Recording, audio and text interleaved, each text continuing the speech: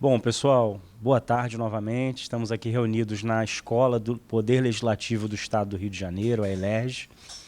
Sem dúvida nenhuma, não posso deixar de agradecer ao diretor, a diretoria e todo o corpo técnico da escola e ao nosso presidente, deputado Rodrigo Bacelar, que sempre também dá essa possibilidade para que a gente traga novos temas e procure contribuir aí para a vida funcional dos servidores, mas também para a sociedade civil de uma forma geral. Bom, é interessante colocar aqui para vocês, que estão acompanhando, estão vendo que hoje está um tanto quanto diferente por intermédio da gravação.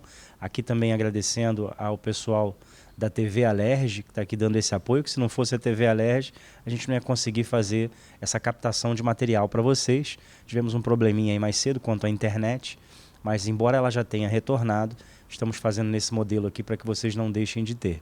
Então, obrigado aí aos amigos da TV Alerj. Essa aula vai estar gravada, claro que você nesse momento já vai estar assistindo, então por isso ela é disponibilizada posteriormente a partir de segunda-feira, dia 24 de junho, hoje dia 20 de junho, portanto não tivemos aí a transmissão ao vivo por intermédio do formato híbrido por conta desse problema de internet mais cedo, mas eu quero dizer que isso foi até proposital por conta do assunto da nossa aula, estou brincando, não foi proposital, mas tem a ver muito com o que a gente vem falando desde a primeira aula, lá no nosso primeiro encontro, no dia 6 de junho, e a respeito de tecnologia, da influência da tecnologia e como a gente pode, fazer bom uso dela, fazendo bom uso dela, contribuir para o direito fundamental à boa administração pública. Então essa é a mensagem. Eu queria trazer para vocês aqui uma fala mais operativa sobre o sistema. Quem é servidor da Alerj está habituado ao Lotus Note. Na verdade, é um sistema interno, porque o Poder Legislativo não faz uso do processo SEI, que é o processo eletrônico do Poder Executivo do Estado. O âmbito do Judiciário também possui uma intranet própria, mas no âmbito do Legislativo Estadual temos, portanto, o Lotus Note. Duas coisas. Eu avaliei aí o Lotus Note, conversei com alguns servidores e com base nisso eu trouxe o material hoje para o que a gente vai discutir e é claro, teremos também a participação que eu já mencionei da professora Jamília aqui daqui a pouco, depois do nosso intervalo de costume, trazendo outras abordagens também contributivas para esse tema, mas não vou dar muito spoiler não, daqui a pouco ela fala. Bom, e aí o que eu quero mencionar? Se eu trago algo muito imersivo no Lotus Note, acaba virando um curso de Lotus Note. E, como eu falei desde o começo, não era essa e nem é essa a intenção das nossas abordagens aqui. Primeiro, por não ser, pura e simplesmente, mas também porque temos pessoas da sociedade civil que não trabalham, não são servidores da casa ou não usam esse Lotus Note. Então, até já informei aqui, a gente está tramitando essa realidade, muito provavelmente nem comigo, mas até com um profissional voltado para a dinâmica desse sistema, mas certamente como tem sempre, vai voltar a ter aí cursos de aperfeiçoamento, de aprimoramento e de aprendizagem no sistema da casa, que é importante que regularmente tenha essa disponibilidade. Então, quem é da casa, servidor, também fique atento. Portanto, vamos dar início aqui à nossa abordagem. Esse sistema eletrônico que eu mencionei a vocês, mas vamos observar a partir desse sistema eletrônico, a partir do Lotus Note, o que a gente pode conectar, o que a gente pode interligar a respeito dessa questão de tecnologia e vida funcional, tecnologia e vida real, que a gente tem falado aí desde o começo, para se ter um ambiente de boa administração pública. Já agradeço de antemão a Jamile, esqueci a Renata, que veio hoje aqui também nos assistir, lá do PPGD, pós-graduação estrito sensu da Universidade de Estácio de Sá. O Eduardo, esqueci não, Bruno, Bruno, tá vendo? Eu falei Eduardo só para ver se você estava atento, mas é o Bruno, eu já corrigi a tempo. Enfim, então agradeço aí a quem está aqui no âmbito presencial e quem só pôde assistir nesse momento, espero também que contribua e continue contribuindo para o que a gente vem abordando. Bom, eu sou professor, não falei no começo, Augusto Moutella, quem já me conhece aí das abordagens, sou professor aqui da Escola do Poder Legislativo, sou professor do programa de mestrado e doutorado da Universidade Estácio de Sá e a ideia é trazer sempre conteúdos que possam contribuir aí com a vida funcional de vocês e com a sociedade civil como um todo. Pois bem, Sistema Eletrônico da Assembleia Legislativa do Rio de Janeiro. A Assembleia, portanto, tem uma ferramenta, tem um ambiente eletrônico virtual para tramitação das suas operações funcionais internas, como vários outros poderes, né, como todos os poderes têm.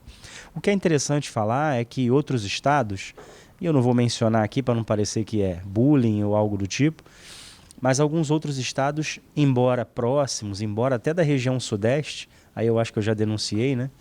Mas, por exemplo, o estado do Espírito Santo não tem processo eletrônico na administração pública direta, que, claro, sem demérito nenhum, mas a gente percebe que isso ainda depende, ainda precisa de um avanço muito significativo. Né? Até outras temáticas, como a gente estava conversando aqui mais cedo, própria acessibilidade, que acaba sendo um assunto que tem colateralidades aqui, ou seja, através de recursos tecnológicos, eu posso garantir acessibilidade a deficientes visuais e outros tipos de pessoas portadoras de necessidades especiais. Eu acho que hoje a gente menciona, houve um tempo, me corrija aí, tá? Porque eu estou aqui, eu estou aprendendo também. Mas aquela situação de PCD e PNE, essa nomenclatura, como é que ela está hoje? PCD.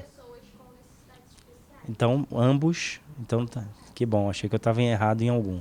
Então, ambos corretos, estou conversando aqui com a Renata, acertei, e ela tem uma pesquisa voltada aí para essa área de inclusão na educação, ou seja, questão de portadores de necessidades especiais, de PCD, que realmente tenham essa acessibilidade, tenham esse ingresso. E aqui, né, não é um assunto que deixa de ter colateralidade com isso, justamente pelos mecanismos eletrônicos, virtuais, tecnológicos. Pois bem, bom, esse sistema, e aí partindo do sistema da Alerj, para o que a gente precisa falar, para qualquer outro sistema, e aí mais um parêntese, o que eu quero deixar aqui para vocês?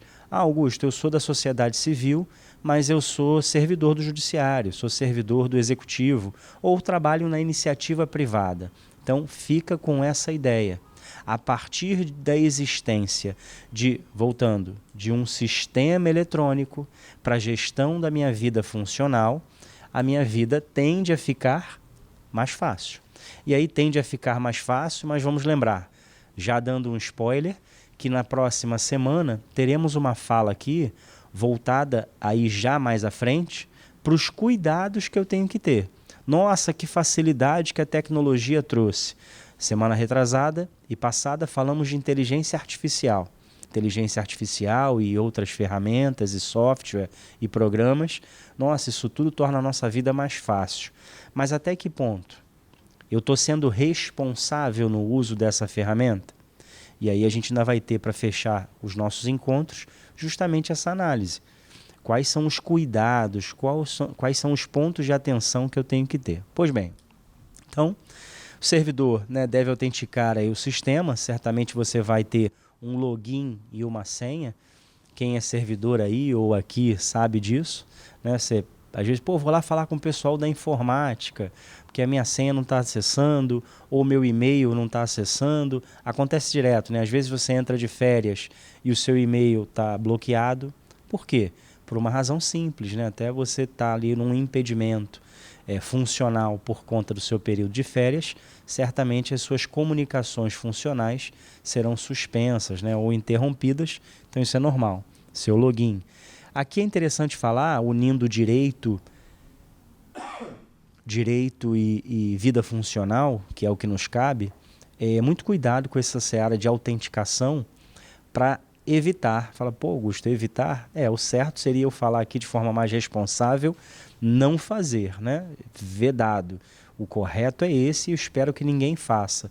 Então, muito cuidado com o uso equivocado da sua autenticação. Eu não vou hoje, mas eu vou te passar aqui o meu login e minha senha, e aí você responde os meus e-mails. Eu não estou aí, manda para determinada pessoa, ou até realmente usar, de forma dolosa, vamos dizer assim, login e senha de alguém para fazer outras práticas aí irregulares. Então, muito cuidado, né? Eu costumo dizer o seguinte, a gente não deixa aí a nossa carteira com outras pessoas ou em qualquer lugar. Não que a gente não confie em ninguém, não é isso. Mas eu não deixo a minha... eu não vou hoje, mas eu vou deixar minha carteira com você aí, tá, Bruno? Aí você usa aí se você precisar, né? Passa aí uns débitos, uns créditos, umas coisas. Dá uma olhadinha, por favor, passa meu CPF. Então, cuidado com a autenticação. Outra questão que a tecnologia traz também de segurança para ambos os lados. Ó, registro de atividades. Então, você cria ali, goste ou não, um histórico daquilo que eu faço. Daquilo que eu fiz, quando que eu fiz. Gente, eu tô superando uma gripe aí. Peço desculpa até pela voz também. Mas aí vai ficando seco, você tem que beber água. Então, registro da atividade. Todas as ações aí executadas vão ficar registradas, proporcionando aí transparência. Mas eu iria além da transparência. Histórico, segurança. Não, quem foi que praticou um sistema que é muito usado no executivo, como eu já mencionei, que é o sistema SEI, você fez, eu fiz e fiz errado um documento. Quem está aí assistindo e quem está aqui já deve ter ouvido falar, né? O sistema SEI, ele não é comum só aqui no estado, mas é também do âmbito federal. Então, você usa processo SEI? Carreguei lá no SEI o documento. Beleza. Fez errado? Você, com seu login e sua senha, aquele documento vai permanecer lá errado. Você vai ter que inabilitar aquele documento e vai carregar outro documento. Então, é comum que isso aconteça. É uma característica do registro de atividades que as ferramentas tecnológicas têm. Fluxo de trabalho, ou seja, você também tem como, através de uma ferramenta eletrônica, cobrar outras áreas, imputar, né, na verdade, obrigações, agendas para outros colegas, para outros segmentos, para outros setores. Então, isso vai dando um dinamismo ali e até avisos do próprio sistema para que você cobre, pergunte ou até, logicamente, seja cobrado de alguma tarefa pendente ali que você tenha que fazer. O 4 aqui, o que eu destaquei, para todo e qualquer sistema, partindo mais uma vez falando do sistema da Alerj, é o acesso remoto. Vamos lembrar em época de pandemia, né? Infelizmente, o que salvou aí muita gente foi realmente essa possibilidade do trabalho remoto. Hoje, não sei se a gente de repente perguntar aqui, eu particularmente acho que a realidade estar no compromisso profissional de modo presencial, ou seja, as relações interpessoais, eu acho que fazem muita diferença, pelo menos para mim. E sair de casa, né, e tal. Sei que o pessoal mais novo aí, de repente, produz bastante, mas eu que já sou de uma geração mais antiga, essa questão do sair para trabalhar, eu acho que psicologicamente ainda é muito forte. Não sei qual é a opinião de vocês, mas uma grande facilidade eu confesso que não sou um defensor do trabalho remoto integral, do home office e abraço, a minha casa é tudo na minha vida agora, mas eu acho que o híbrido, né, pode dar qualidade de vida e pode permanecer garantindo produtividade, e aí o acesso remoto vai ser importante, vai ser interessante para todo sistema tem essa característica. Claro que a pessoa fica em casa, também tem que ter aquela maturidade, né? Maturidade da questão de trabalho. Tem pessoas que produzem mais, né? Eu tenho uma questão engraçada que na vida acadêmica eu produzo bastante realmente em home office, por exemplo, de casa. Já na vida prático-profissional é horrível. Parece que não sai nada. Tem que fazer um parecer, tem que fazer uma resposta, um prazo, uma peça jurídica.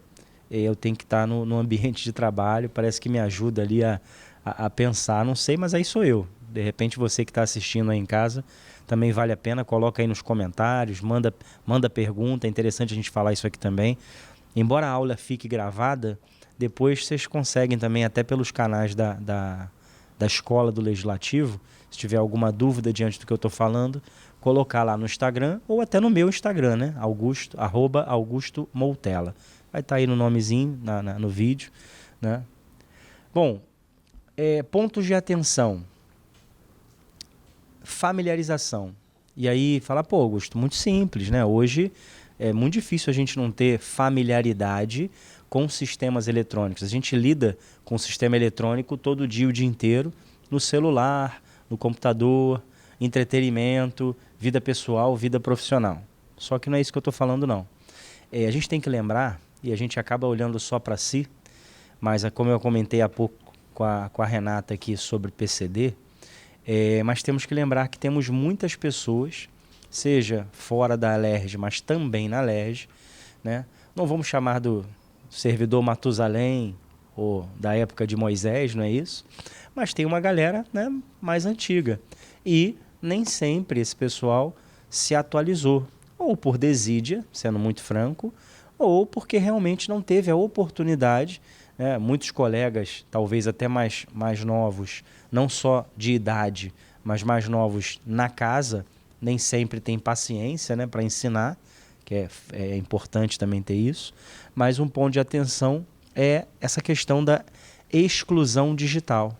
A gente tem que tomar um cuidado, porque a familiarização ou a familiaridade dos servidores, tá aí, os servidores, como eu falei, periodicamente, só eu aqui na Alerj já presenciei algumas vezes essa questão de curso de capacitação do Lotus Note, mas muitos servidores mais antigos, já idosos, né? Mais idosos, de mais idade, de mais tempo na casa, até por terem presenciado e trabalhado a maior parte da sua vida funcional numa realidade analógica, vamos dizer assim, realmente acabam deixando aí, sempre para o dia seguinte, essa familiaridade ou familiarização, não só aprender, mas se atualizar, porque o sistema, a ferramenta também, como toda ferramenta eletrônica, ela é atualizada diuturnamente. Falando nisso, a atualização de dados, ou seja, eu preciso manter a minha realidade funcional atualizada, até porque a memória do sistema eletrônico ela não vai ser tão falha, ou na verdade não vai ser falha, como a nossa memória, né? Eu costumo dizer que a gente tem que anotar, ou anota no telefone, ou anota no papel, porque senão a chance de realmente aquilo se perder é gigantesca. Eu vou sempre me colocando como exemplo aí, porque realmente é o que acontece. Outra grande vantagem aí, que as pessoas acabam não fazendo, isso aqui, gente, quando eu coloco pontos de atenção, é aquilo que muitos de vocês, seja qual for a sua realidade funcional, ou até na sua vida na iniciativa privada, acabam não fazendo. Familiarização, ou seja, me ambientar em aprender, mas também em me aperfeiçoar, porque aquilo é aperfeiçoado dia a dia. Aquilo que? A ferramenta eletrônica. Atualização de dados, manter a minha rotina funcional atualizada. Carregar lá, abastecer. O que eu fiz? Olha, teve aula do professor Augusto no dia tal, falou a respeito disso, a apresentação foi essa, carreguei tudo lá, abasteci o sistema no que tange no que diz respeito à Alerj, a Escola do Legislativo. Estou dando só um exemplo ilustrativo. E o backup de dados, que também poucas pessoas fazem. Aqui eu quero chamar a atenção, um exemplo muito efetivo, acontece sempre quando você vai trocar de celular, eu sei porque eu continuo fazendo, você não faz backup do seu celular com regularidade. E ele até te avisa, né? Ele fala, fazer um backupzinho. Aí você, não, agora não, que eu estou usando. Não, depois, né? Depois eu faço, né, Bruno? Sempre assim. Não, depois eu faço. E ó, na hora que você mais precisa, se você for trocar de telefone, você vai ver quanto tempo leva se você não tem um backup recente. E aqui... É isso aí, bem lembrado aí pela Jamila. Ainda tem isso. Então, olha só, hoje, até comentei no comecinho da nossa aula, que houve um problema de internet. Mas poderia ter sido um problema do sistema. E aí? E aí eu perco tudo? Bom, uma dica aqui, dentre as várias que a gente já falou, e o pessoal de casa tem falado bem, e quem está aqui também tem recebido bem, eu particularmente, às vezes parece a gente fala assim, pô, não vou falar isso, é tão bobinho, mas faz diferença. Seja na sua vida funcional e principalmente na vida pessoal, é importante, além dos backups, fazendo um parêntese dentro desse assunto, pontos de atenção, um HD externo, né? Quem não conhece, estamos aqui na Escola do Legislativo do Estado do Rio de Janeiro, dentro da Assembleia Legislativa do Estado do Rio de Janeiro, e aqui bem próximo tem um edifício com muitas lojas de equipamentos eletrônicos, inclusive esses HDs externos. Não ganho nada não, tá, pessoal? Não estou recebendo comissão. Mas estou falando isso por quê? Porque você pode estar aí em outro lugar, então aonde você reside, ou se você estiver distante, procure um lugar vale a pena, né? Em sites, né? Tem Amazon e afins, lojas de departamento que vendem também esse tipo de material. Então não deixe de ter. Hoje você vai aí comprar, sei lá, 200 GB, 500 GB, 1 tera, depende da tua necessidade. Exatamente. Ou no próprio Google e outras empresas você consegue adquirir, né? Lá no Google você tem um plano, eu tenho um plano do Google que é aquele de 2 tera, né? Você tem sala, quarto, banheiro, não estou brincando, mas você tem aquela sala lá para fazer reunião e tal, pode ficar o resto da vida fazendo reunião que ela não encerra, enfim, mas são formas, então vale aí a dica, não deixe de ter o seu backup, né? Eu, particularmente, idoso que sou, gosto do backup também, do HDzinho externo, que eu pego ele na mão, eu encosto nele, entendeu? Embora tenha a questão da nuvem também, porque vai que a nuvem foge, né? Vai que ela some, né? Mas enfim, então fiquem atentos. Bom, benefício aí desse sistema, falamos do ponto de atenção, dos pontos de atenção, aqui alguns um standard de benefício. Agilidade, sem dúvida nenhuma, né? Busca pela informação. Eu acho que agilidade é uma palavra de ordem aqui muito forte, muito importante, como falamos das ferramentas de IA e ferramentas eletrônicas como um todo, mas sem dúvida alguma a agilidade acho que é a palavra de ordem. Só que temos que lembrar, não adianta ser rápido se não é efetivo, se não é eficaz, se não é producente. Não adianta nada eu pedir lá, vamos lembrar do nosso querido e amado ChatGPT, né? Faça para mim uma resposta deste e-mail. Ele vai fazer. Foi super rápido, ágil, mas não serve para nada quando você vai ler a resposta. E aí? O que adiantou? Vou ter que perder mais um tempo. Então, a agilidade, eu chamaria a atenção, é um benefício, mas desde que seja uma agilidade efetiva, uma agilidade producente, uma agilidade eficaz na sua vida. Não adianta só ser rápido, isso é importante a gente dizer. Benefício aí também, economia, né? Reduz aí custos de impressão, armazenamento, transporte de documentos físicos. Administração pública, existem algumas publicações, eu estou agora lendo, a gente lê acho que vários livros ao mesmo tempo, não sei se as pessoas têm esse mal também. Eu estava até conversando com uma deputada aqui antes de vir para cá, eu tinha dado o meu livro para ela, ela falou, pô, livro interessante, direito da administração pública e tal, mas eu estou lendo esse, estou lendo outro, enfim, cada hora eu ganho um, aí eu fico curiosa e vou lendo todos juntos. Mas eu falei, não se sinta isolada, nem única no mundo, porque a gente faz isso realmente. Mas onde eu quero chegar? A administração pública, esse livro que eu estou vendo agora, sobre governos digitais, a administração pública ainda está muito aquém de digitalização de documentos, né, de trazer tudo para a seara digital. Como eu falei, tem estados super desenvolvidos que ainda não tem processo eletrônico. Mas o pior ainda é, diante do que eu falei de backup, de cuidado, de guarda, é não ter ali a questão de digitalização, até por questão principalmente de economicidade, vantajosidade financeira. Então é importante aí, sem dúvida alguma, hoje a gente vê no trabalho, eu posso dar esse testemunho, né, vamos dizer assim, quanto à impressão. Eu particularmente, eu acho que a minha impressão caiu 90% por mês, né, porque você tramita muita coisa via documento. E fala a verdade, não sei se vocês aí também pensam assim, mas eu tenho trabalhado muito com, a gente até brinca no ambiente de trabalho, que PDF esse documento aí. Vão surgindo uns termos, né? Acho que daqui a pouco eu vou lançar um livro de vocabulário do mundo digital. PDF aí me manda. Fala a verdade, ninguém falou isso um dia? Se não falou, já pode adotar, tá? Não, ó, depois que tu PDAFar, tu me manda. O pessoal faz, a gente vai, né? O brasileiro ele é criativo pra caramba. Então eu não sei quem inventou, eu sei que eu falo, né? Mas eu não posso também cometer essa audácia de que fui eu que inventei, não foi não. Já eu ouvi alguém falar, um primeiro falar. Então, você faz muito isso, né? Imprimir. Aí, em vez de imprimir, você salva aquele documento em PDF, manda para outra pessoa e vida que segue. Segurança. Proteção de dados, mais um ponto que vai ser abordado aqui na nossa última aula, já dando mais um spoiler, no dia 27 de junho. Segurança de dados, LGPD, todo esse universo que vocês, agentes públicos e sociedade civil, devem ter cuidado. Bom, integração com outros sistemas. Então, integração com outros sistemas. Temos aqui ainda um déficit muito grande. E aí, não sei se eu vou ser talvez banido aí do YouTube, né? Acho que o YouTube não vai dar tempo dele me banir. Mas eu vou falando isso por quê?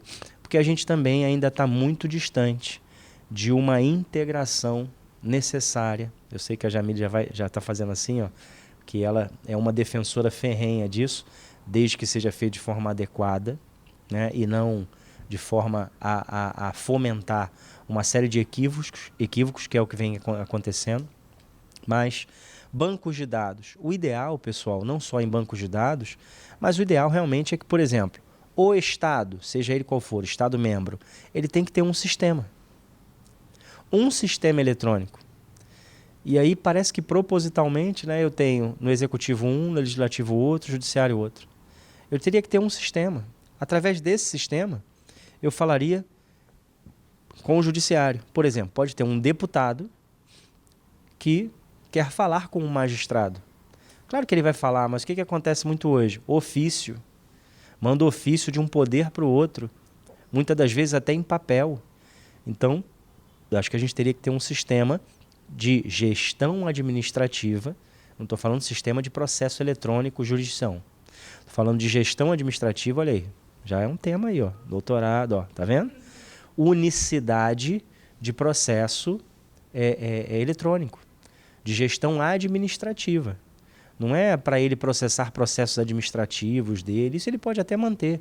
Mas é interessante que exista um sistema único de gestão procedimental, como queira chamar, para essa realidade. Então a gente acaba tendo que falar disso quando estamos falando de banco de dados. Por quê? Banco de dados é a coisa mais simples do mundo, é que, não menosprezando o pessoal da tecnologia, estou falando talvez até por um desconhecimento meu, mas parece ser algo que não é tão difícil assim, né, de conectar. Conectar como? Ou seja, banco de dados Detran, você já deve ter ouvido falar, né? Detran, Polícia Civil, violência doméstica, desaparecimento de crianças e adolescentes. Todos esses bancos teriam que ser integrados. Por exemplo, desaparecimento de uma criança e de um adolescente pode ter também sido, né, praticado e por intermédio de um outro crime, não apenas de sequestro, mas de algum tipo de abuso e conectividade de quem praticou ou quem auxiliou a prática. Enfim, eu acho que hoje a gente vive, isso que eu volto a dizer, num mundo que é tão tecnológico, mas ao mesmo tempo tem coisas que esse mundo tão tecnológico não consegue responder. Né? Quanto tempo demora para se verificar uma situação? Você vê quanto hoje as câmeras de monitoramento no âmbito privado ajudam as autoridades policiais. Hoje, tô chutando aqui, tá? Tô falando sem nenhuma propriedade de pesquisa, mas hoje eu acredito que mais de 60%, para não falar mais ainda, dos casos são resolvidos, ou pelo menos grande parte é auxiliada, por intermédio de câmeras do âmbito privado, de uma loja, de shopping, de lanchonete, enfim, de estabelecimento privado. E o âmbito público também tem esse monitoramento, mas ainda muito pouco. Ainda muito pouco. Então isso também precisa verificar. Bom, se eu tivesse um sistema integrado nele, mas integrado na administração pública como um todo, a máxima de governos digitais fala sobre isso. Na verdade, esse assunto hoje tratado como governo digital ou governos digitais, ele começou a ser abordado lá atrás, isso deve ter pelo menos mais de 10 anos, como você pode pesquisar isso aí na internet, como eGov. Na verdade, não é aquele ingov que a gente conhece, não, mas é o eGov que veio nessa máxima da realidade eletrônica, da realidade virtual, digital, para a administração pública. Então, hoje, eu tenho visto mais nos livros governos digitais do que o eGov, né? Até porque vinha de e-government, government, na verdade, né? do termo em inglês. Bom, gente, desculpa que mistura resfriado com secura aqui na garganta. Mas, então, agenda, eu tenho essa integração. Documentos, o sistema integra o repositório aí do âmbito digital. E aqui vamos destacar modelos. No âmbito do direito, a gente acaba puxando aí mais uma vez para o âmbito do direito, porque é o nosso lugar de fala. Mas, vez por outra, tem um aluno ou um estagiário que fala assim, poxa, professor, eu vi um mega pacote de 1.500 petições, né? O que o senhor acha? Eu senti que ele veio para polemizar, né? Que ele veio para falar assim, pô, ele vai falar que é um absurdo, e a gente tem que fazer. Eu falei, cara, eu acho ótimo. Me manda o link que eu vou comprar, né? Mas por que eu estou falando isso? Hoje o mercado está muito voltado para peças, porque isso está muito aquecido no mercado da advocacia. Mas eu não tenho nenhuma empresa disso, não trabalho com isso, mas eu acho que se você tiver também a venda de modelos, olha para você aí que, né, todo mundo brinca com você servidor, aquele servidor Matusalém que eu falei, você tem a sua pastinha cheia de modelo lá que todo mundo te pede na hora certa. Se você tem um combo, né, um compilado de modelos de circulares, portarias, resoluções, ordens de serviço, enfim, aqueles atos mais corriqueiros e até os mais atípicos, e bota isso para vender, não estou falando para vender, né, mas assim, bote isso à disposição em relação a essa realidade de documentos, né, passa a fazer, cria esse hábito no teu sistema, ou naquele backup que a gente falou ainda há pouco, vai criando as suas pastas de atos. Né? Aprenda também a gerar o seu ambiente tecnológico de otimização funcional. O que eu quero dizer com isso? O nome ficou grande, mas eu vou explicar. Eu não tenho, Augusto. Não existe isso. Existe um combo de não sei quantas petições. Não existe um combo de atos administrativos. Hashtag fica a dica aí, ó. Pode vender bastante no mercado. Isso é Brasil. Não existe ainda. Quem vender aí, por favor, que está me assistindo no YouTube, lembra do professor, faz lá o Pix do percentual, que não tem problema. Então, esse sistema que integra repositório, né, faz a sua realidade funcional tecnológica, o seu acervo, isso ajuda demais. Fez uma petição, sabe que aquilo ali vai ser recorrente na sua vida? Claro, estou falando petição, digo e repito, no âmbito jurídico. Mas fiz uma portaria, fiz uma comunicação, fiz um ofício, que é muito comum. Ofício de quê? Vai criando a sua pasta ali. Ofícios, ou se são muitos ofícios, segmenta mais ainda. Mas isso é interessante que você use. E aí o colega, né, vai ficando famoso. Né? Costumo dizer que eu fazia muito para os alunos um material de faculdade, da disciplina Direito Administrativo, e ficava lá na copiadora, né, na Xerox. E aí eu acredito que esse rapaz da Xerox hoje deve ter vários imóveis, a vida tá boa, porque ele vendeu bastante esse material. Tanto que, certa vez, cruzando com um aluno no Tribunal de Justiça, falando, pô, professor, seu material tá sendo muito usado lá na Escola da Magistratura, na Emerge. Falei, pô, mas eu nunca mandei o material para lá. Não, mas o pessoal levou. É aluno, aquele corpinho sem alma, que a gente já sabe, né, mas que todos nós não deixamos de ser. Então segue aí a dica. Enfim, faça esse repositório. Não só é importante que os sistemas sejam abastecidos, mas vocês também criem essa rotina de cuidado consigo e com o ambiente.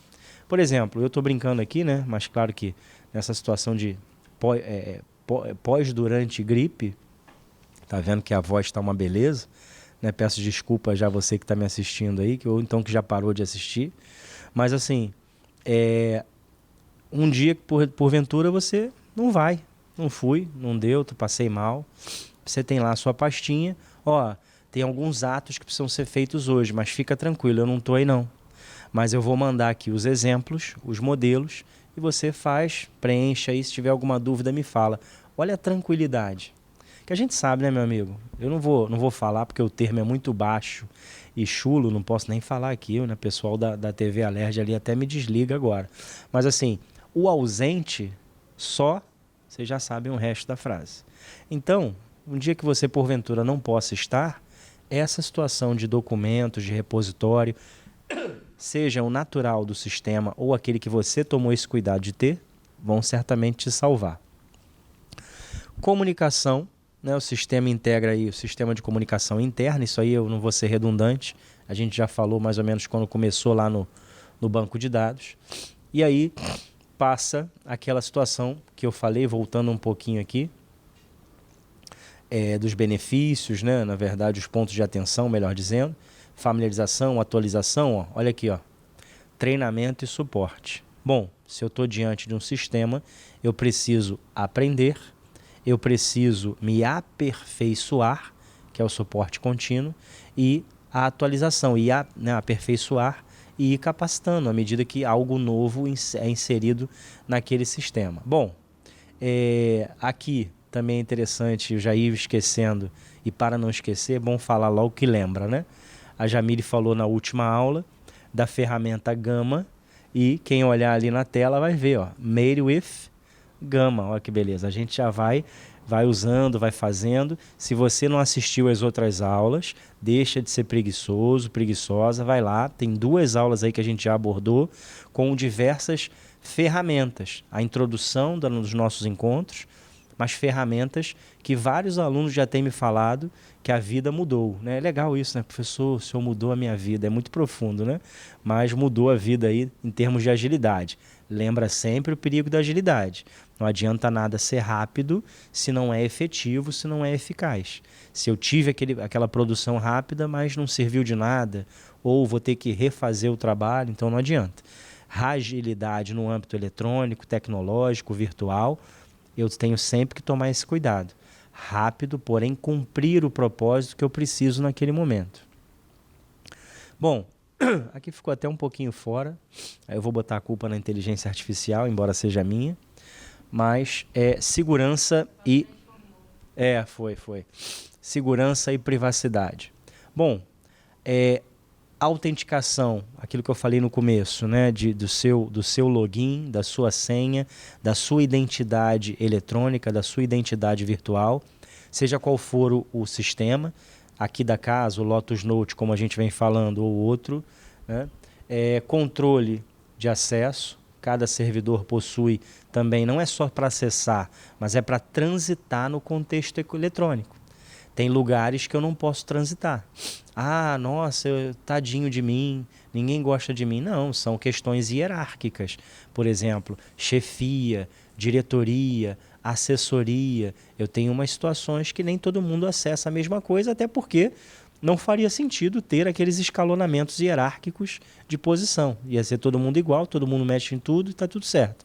Não é assim, né? A gente sabe que, mesmo que estejamos na seara civil, existe a realidade hierárquica, né? Diferente do âmbito militar, hierarquia e disciplina, mas o poder hierárquico lá do direito administrativo é o que permite legitimamente, claro, dentro de uma ordem legal, que haja essas restrições de controle de acesso.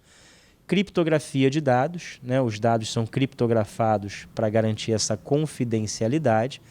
Evidente, pessoal, que essa criptografia vem para uma protetividade regular. Se eu tiver uma situação também legítima de investigação policial, aí esses dados precisam ser entregues, por isso que a todo momento, né, ministros do STF, STJ ou magistrados de uma forma geral autoridades policiais, podem direcionar investidas aí a plataformas de conversa digital. Achei legal isso. Outro dia eu tinha que falar assim, eu botei num material assim, WhatsApp. Aí a pessoa voltou, não, Augusto, bota alguma coisa porque tem outros programas, né? Aí eu falei, plataformas de conversa digital. que me ajudou? Me ajudou, né, sinonimar o ChatGPT, por exemplo. Ó. Veio com alguns outros nomes. Mas plataforma, já pensou? Ninguém fala isso, né, gente? É muito bonito, ninguém fala, né? Não, vai baixar. Você já baixou alguma plataforma de conversa digital?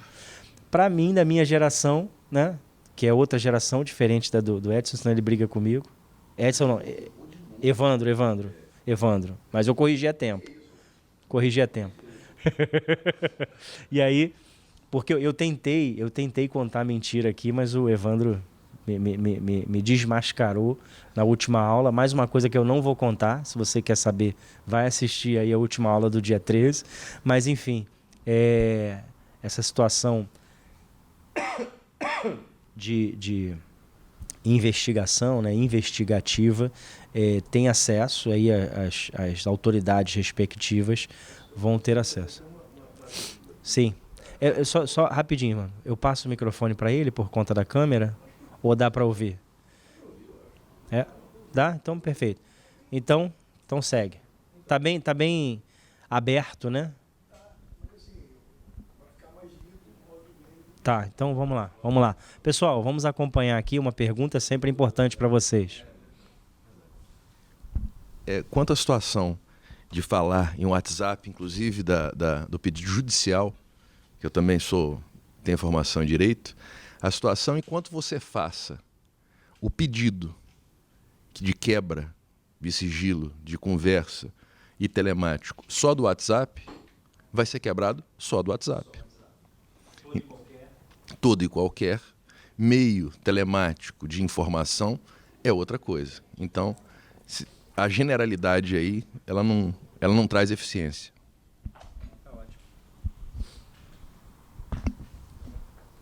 Não foi bom aí para quem acompanhou? Tá legal o áudio? Porque eu fico com medo de mexer aqui. Então, eu tenho esse pleito, né? Claro que... E tem aquela situação. Claro que se eu estou vendo que por provas testemunhais que havia... Claro que aqui o nosso escopo não é esse, mas só pelo assunto. Né? Provas testemunhais. Não, havia nossas conversas no Telegram. Posso ser específico ali. Não, eu conversava pelo celular. Beleza, então toda e qualquer plataforma de conversa digital que houver, vou obter aí essa questão. Agora, é um caminho ainda muito, muito espinhoso, porque as plataformas também relutam até por conta da sua realidade de segurança. Né? Bom, perspectivas futuras, né, pessoal? O que a gente tem aqui pela frente? A gente tem essas funcionalidades que a cada dia ficam mais avançadas. Precisamos... Aqui não é um e outro não, são várias, tá? Até saiu conjunto ali, mas eu vou explicar. Então, funcionalidades cada dia mais avançadas. Né? Agora tem uma... Não é Sorry, não, tem uma outra ferramenta, eu esqueci agora o nome, mas que está fazendo imagem e vídeos. Você coloca a sua foto e descreve lá. E aí, o Evandro, num dia de sol, na praia da Barra, de Ipanema, de Copacabana, qualquer uma, correndo com um labrador, sei lá, esqueci o nome daquele cachorro que é bonitão lá, esqueci agora. Mas assim, e aí até um dado momento, ele joga lá um coco, um graveto, e depois o cachorro devolve a ele. Olha que surreal. E aí você vai ver o vídeo todo. Ó, boa, bom uso, né, mano? Bom uso, exatamente. Vai ser só vídeo sensacional, né? E vambora, Augusto, eu vou passar a noite ali. Vamos lá, um dia eu, no meu iate de 40 pés, né, e tal, fazendo um churrasco ali só de frutos do mar. Vai produzir o vídeo. Assim, a gente, claro que fala num tom de brincadeira, né, engraçado, mas realmente eu tenho que, mais uma vez, voltar à fala sem nenhuma idolatria, né, muito pelo contrário, mas também nada contra, assim, mas a fala do Elon Musk, que realmente perguntado num dado momento, entre as 500 milhões de entrevistas e participações, fala de epidemias, pandemias, guerra, e ele fala que realmente o que mais preocupa ele, o que mais ele acredita que tenha que ter atenção, é realmente o cuidado com o avanço e até onde pode se chegar no que tange a inteligência artificial. Né? Realmente é muito perigoso.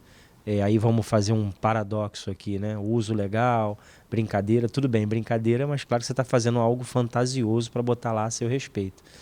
Mas até o momento que você não está cometendo um crime, não está produzindo dano para ninguém, botei no meu Instagram, e aí fiz na inteligência artificial, olha que engraçado, quem gostou? Beleza, todo mundo sabe que é uma coisa fictícia, né, e tal. Agora, eu pego lá a voz do Evandro, pego a imagem do Evandro e boto lá. Pessoal, manda lá um áudio. Hoje eu não vou não, eu não quero saber. Vocês que se resolvam aí, eu tô de saco cheio de todo mundo.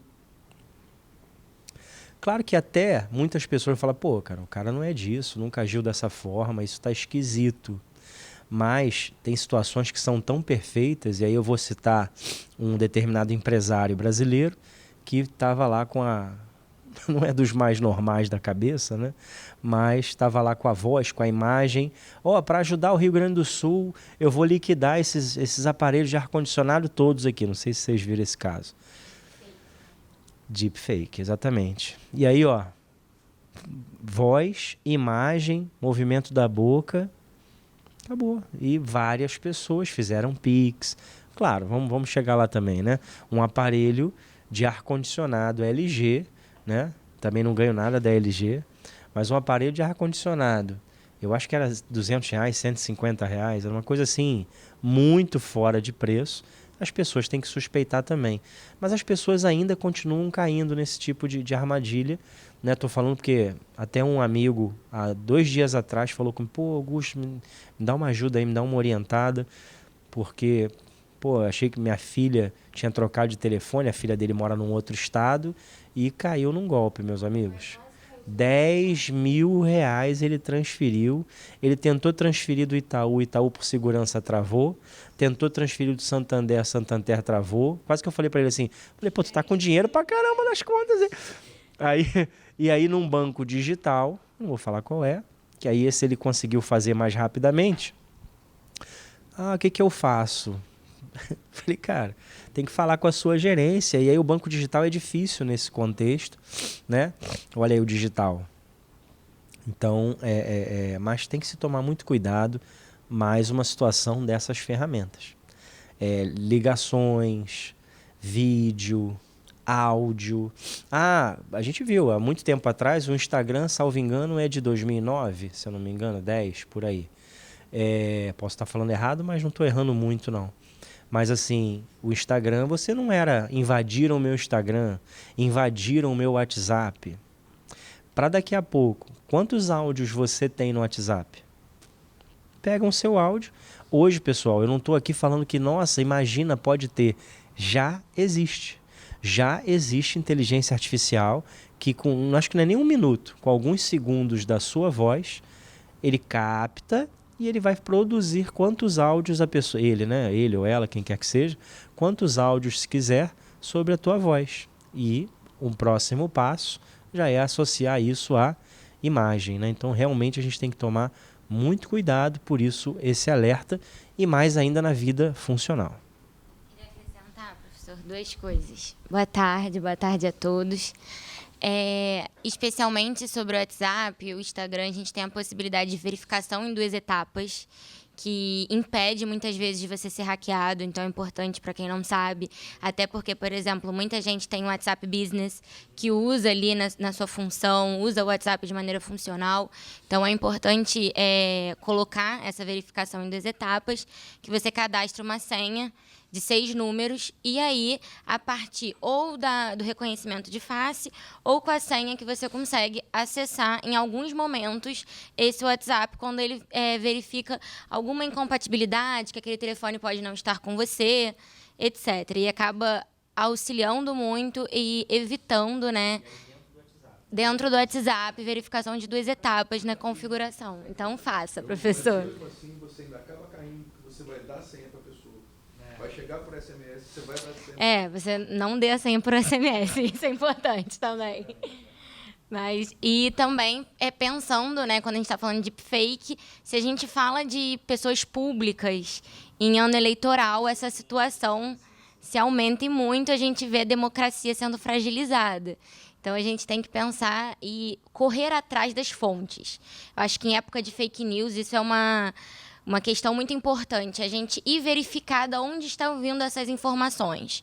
Seja uma promoção da Casas Bahia, seja até uma informação, enfim, eleitoral ou não, que te interessa ou não, do seu candidato ou não, da pessoa que você trabalha. Procurar saber qual é aquela fonte, se aquilo tem fundamento, se não tem, para a gente tentar dificultar cada vez mais essas mazelas da tecnologia. A Meta, que é Instagram e Facebook, estão fazendo já, qualquer publicação que você tem, já tem um campo lá. Foi utilizada a inteligência artificial para você colocar ou não. E ela vai identificar. Se você sim. vai identificar. E até, não, ela está fazendo isso não só para se precaver, porque ela sabe que, muito provavelmente, judicialmente, ela vai ser cobrada disso até pelos precedentes. A ministra Carmen Lúcia, que acabou de assumir a presidência do Tribunal Superior Eleitoral, no discurso de posse ela fala a esse respeito. Que acho que não seria diferente, claro que ela é extremamente inteligente, não só por ser administrativista, mas enfim, mas ela tem uma assessoria extremamente capacitada, mas estou falando pelo seguinte, ela falou disso, de que a palavra de ordem da presidência dela, sem dúvida alguma, vai ser o combate, né, à inteligência artificial nesse universo das deepfakes, enfim, ou até as fake news, né? Assim, o grande problema, eu concordo com o que a Jamile trouxe, mas sem dúvida nenhuma, pessoal, a grande massa, e aqui não num discurso elitista, nada disso, mas a grande massa que decide votações age instintivamente. Então, muitas das vezes não tem esse discernimento, não estou falando aqui de discernimento de escolaridade, nada disso, mas o discernimento de realmente buscar. O reencaminho assim, o redirecionamento é muito rápido. É isso aí. Não, é o consumo compulsivo e a remessa compulsiva para já ter um retorno diante daquilo que mandou. Caramba, olha o que fulano me mandou.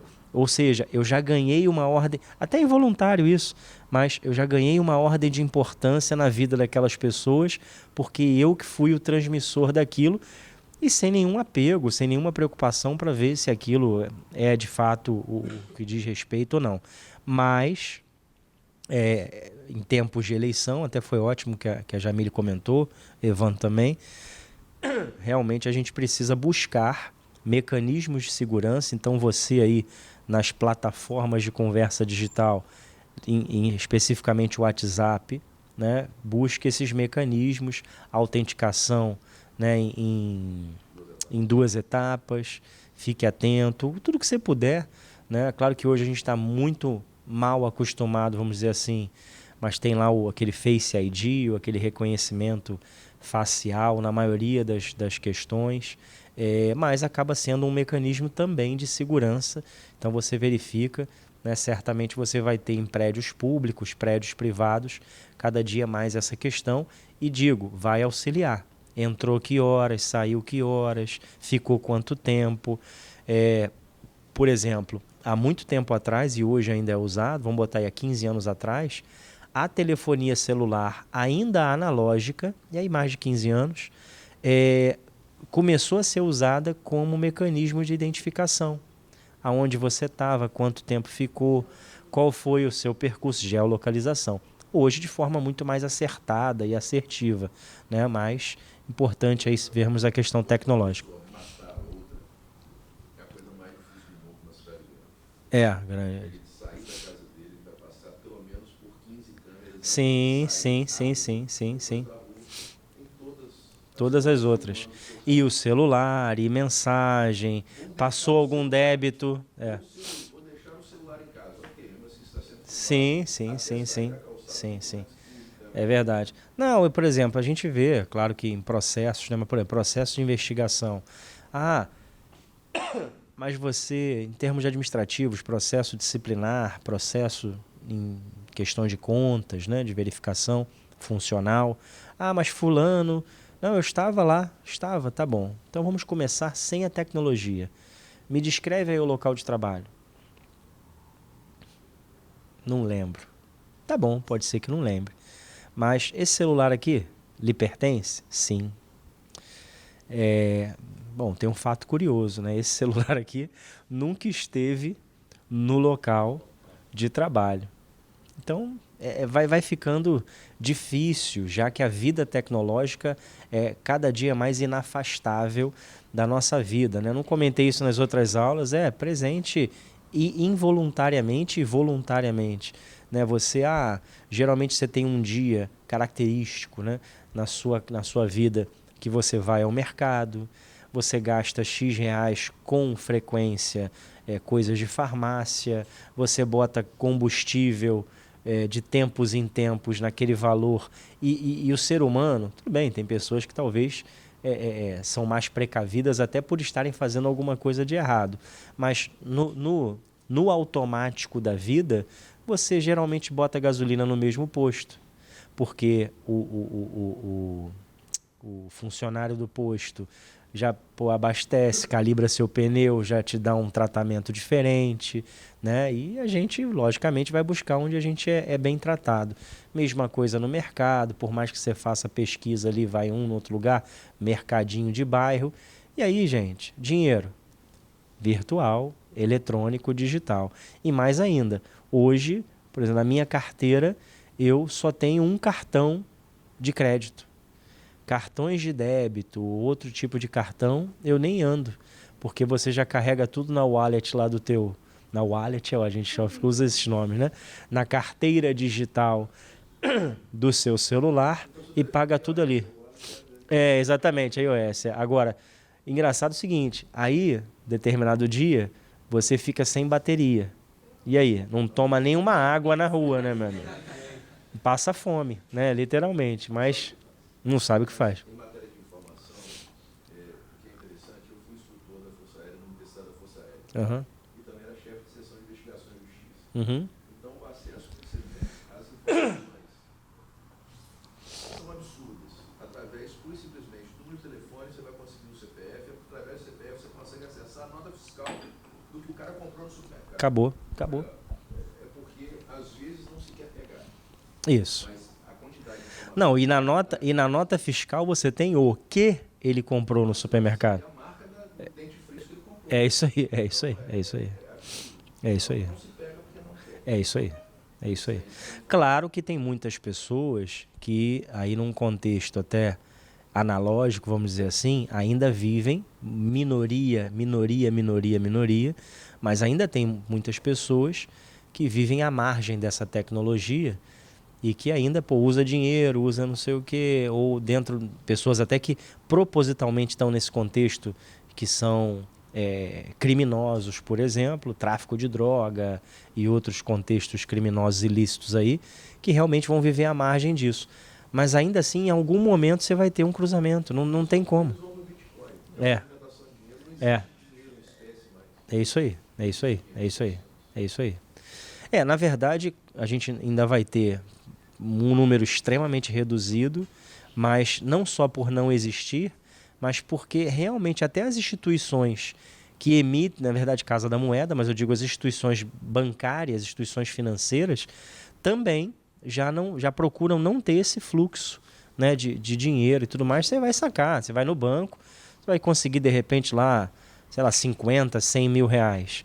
Mas se você for ter acesso a 500 mil, 1 milhão, esquece, porque não funciona dessa forma, né? Bom, eu infelizmente não sei, nunca saquei 500 mil nem 1 milhão, mas no dia que eu sacar, eu aviso aqui, a gente fala, sem problema nenhum. Bom, pessoal, eu vou pedir a vocês agora um instante, né? A gente, como de costume, na nossa aula regular, e aqui falando mais uma vez, a gente teve um contratempo por conta da internet, olha aí a questão tecnológica, né? Hoje pela manhã, por isso até que a TV Alerj, mais uma vez agradecendo, está dando esse suporte a gente aqui, para que vocês não fiquem sem a captura dessa nossa aula do dia 20 de junho, e você está assistindo aí a posteriori, mas não deixou de assistir. A ideia é que tenhamos a nossa aula no dia 27 de junho, normal e tal, né? Aí com um foco mais voltado para os cuidados que eu tenho que ter no uso de tudo isso que a gente está falando aqui para eventuais efeitos e situações de responsabilidade funcional e ou pessoal. Mas vamos fazer aqui, portanto, um intervalo. São 10 minutinhos, né? Não sei se tem a questão da vinheta que a gente costuma ter. E retornamos daqui a pouquinho. A professora Jamile vai falar conosco nessa mesma linha de assunto. Mas a gente também continua, vamos interagindo até o término da nossa aula aqui. Mais uma vez agradeço você aí que está assistindo de modo remoto e a quem veio aqui, Evandro, Bruno, enfim, Jamile e Renata, que eu não esqueci. Alguns certamente não puderam estar presencialmente hoje, até por conta dessa falta de internet. Alguns tiveram que ir cedo até para trabalhar de casa, mas serão bem-vindos no nosso próximo encontro. Já voltamos. Boa tarde a todos. Meu nome é Jamile Sabá, eu sou mestre em Direito Público, sou coordenadora do Núcleo de Prática da Estácio, no campus Via Brasil, e sou residente jurídica do Ministério Público do Estado do Rio de Janeiro. Queria agradecer ao professor Augusto pelo convite de estar aqui hoje na ELERJ. É um prazer trazer a minha pesquisa para outros campos, né? Falando em lugar de fala, até como o professor acabou a aula falando sobre isso, eu trago um pouco a perspectiva da tecnologia dentro do Poder Judiciário brasileiro, numa perspectiva nacional, mas também trazendo a administração pública federal, trazendo o Tribunal de Contas da União, pensando um pouco como isso está acontecendo no âmbito do Brasil num todo, porque falar de tecnologia, eu acho que a gente tem que pensar a regulação e como podemos, né, viver a partir da tecnologia no âmbito geral, não só nacional, mas também global. Então, eu parto dessa premissa para depois a gente poder pensar como que a gente pode trazer essas perspectivas que são nacionais, que são globais, para o âmbito estadual, para o âmbito municipal. Então, a minha pesquisa vai falar um pouco dessa ascensão da inteligência artificial dentro do Poder Judiciário brasileiro, que ela surge como uma ferramenta que busca combater a morosidade, né? Como a gente vem vendo, grande parte de vocês deve ser parte em um processo, é advogado de alguém, tem alguma questão aí com a justiça e vê cada vez mais, ao longo dos anos, que tem se demorado mais tempo, uma média de 3 anos para um processo chegar até a sentença, o que é um absurdo, mas é a realidade do Brasil, em que a gente tem cada vez mais processos. Pensando na realidade de 2024, só nos primeiros 4 meses a gente já tinha 7 milhões de novos processos. Então, você vai pensando nisso no âmbito dos últimos anos. Embora a gente tenha o processo eletrônico, ele não é suficiente para poder viabilizar essa maior celeridade processual. Essa questão, que ela é judicial, ela também pode ser aplicada até no âmbito da administração pública, com essa questão da celeridade dos processos eletrônicos, mas que é importante pensar a interoperabilidade desses sistemas. Quem é advogado vai saber que, por exemplo, só aqui no estado do Rio de Janeiro, a gente não tem só apenas o PJE. A gente tem também o EPROC e eles não se comunicam. Não tem nenhuma interoperabilidade. Se você tem uma petição ou um processo que está no PJE e você quer mandar para o EPROC, se você quer realmente, talvez... por algum motivo, você tem interesse em trazer aqueles documentos, aquelas petições para o EPROC, você não consegue. Você tem que baixar todos esses documentos e depois anexar. Não tem nenhuma comunicação e interoperabilidade. Tudo bem aí, gente? Sim, desculpa. Então, pensando aí no âmbito da administração pública, o Tribunal de Contas traz uns dados de 2022, que são os dados mais recentes no âmbito da administração pública federal, sobre esse nível de maturidade, dividindo em 3/3, né? 1/3 da administração pública tem essa maturidade nível 0, ou seja, não usa inteligência artificial, nem se debate, nem se discute ou desenvolve qualquer sistema que possa ser considerado inteligência artificial, porque a gente ainda tem uma questão de problematização dessa categoria. Muitas vezes são softwares que nem são inteligência artificial, mas que têm algum nível ali de tecnologia e já se demanda como inteligência artificial. Mas nesse primeiro terço nem isso se fala. No segundo terço, então, a gente vai ter organizações federais que já conversam sobre esses sistemas de maneira especulativa. Como, por exemplo, a gente pode ter aqui a ELERJ. A gente está especulando sobre inteligência artificial aqui dentro. A gente não tem nenhum sistema, não que eu saiba, de inteligência artificial sendo utilizado na Assembleia Legislativa do Estado do Rio de Janeiro, mas a gente já começa a pensar e falar sobre esses sistemas. É um primeiro passo que é importante, até num nível de educação e questionamento sobre a necessidade desses sistemas e quais seriam necessários, porque isso também é uma dificuldade que a gente vem enfrentando dentro do Poder Judiciário. Todo mundo quer ser pai de IA, então não importa qual seja a sua IA, não importa se você quer desenvolver uma inteligência artificial para pensar e fazer a admissibilidade desses recursos, por exemplo, como é o caso do Vitor no STF. Mas, de repente, você é um tribunal de justiça, é um juizado especial que só atua em primeiro grau, você não analisa ali recursos. Ah, não me interessa, eu preciso ser pai de IA, vou utilizar, vou desenvolver para o que quer que seja.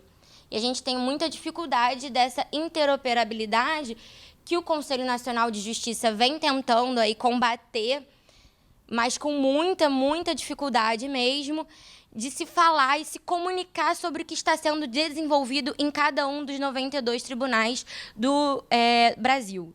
Tem uma dificuldade. Às vezes, os sistemas que estão sendo desenvolvidos são irmãos, ou seja, têm a mesma finalidade, mas você nem sabe que está sendo desenvolvido esse sistema no Tribunal da Federação, e aí você tem técnicos, como a gente estava falando aqui, que são preparados, que estão estudando isso, desenvolvendo isso, e nem sabem que poderiam estar, de repente, trabalhando e pensando em conjunto. Nessa ideia da celeridade, na ideia de pensar todo mundo junto até para a gente ter menos erros. Que por mais que a gente tenha uma ideia de que a inteligência artificial ela é ideal, ela não é falha, uma fé quase inabalável no Big Data, na verdade, não é nada disso. Eu vou apresentar aqui alguns casos até de falhas desses sistemas de inteligência artificial.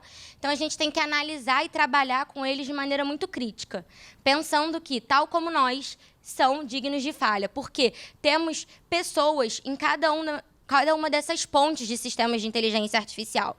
Ou seja, são pessoas que desenvolvem esses sistemas, são pessoas que interpretam o resultado ali desenvolvido e, além disso, são as pessoas que escolhem quais são os dados que vão trabalhar e imputar nesse sistema para ele chegar àquele resultado. Então, a gente tem pessoas em cada um desses momentos e a gente tem que pensar que podem ocorrer erros e ocorrem. Então, a gente precisa analisar isso muito friamente. E a gente tem, então, esse nível 2 de maturidade, que é 1/3 da administração pública que já utiliza e já implementa sistemas de IA.